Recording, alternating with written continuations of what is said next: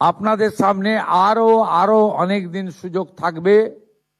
প্রতি 7 দিন অন্তর সংশ্লিষ্ট দপ্তরের মন্ত্রী মহোদয় প্রেস কনফারেন্স করে ভেরিফাইড নথিভুক্ত ফর্মের তালিকা এবং প্রাপকের সংখ্যা পশ্চিমবঙ্গের জনগণকে জানিয়ে দেবে।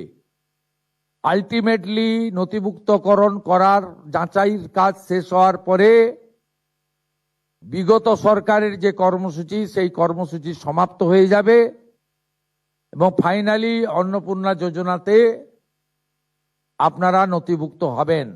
একইভাবে স্বাস্থ্যসাথীর ক্ষেত্রেও আয়ুষ্মান ভারতের পোর্টালে স্থানান্তরকরণের কাজ, নাম পরিবর্তন করার কাজ আমাদের যেভাবে শুরু হয়েছে এটাও ঠিক একইভাবে শুরু হলো এবং আপনারা সকলে সুযোগ পাবেন।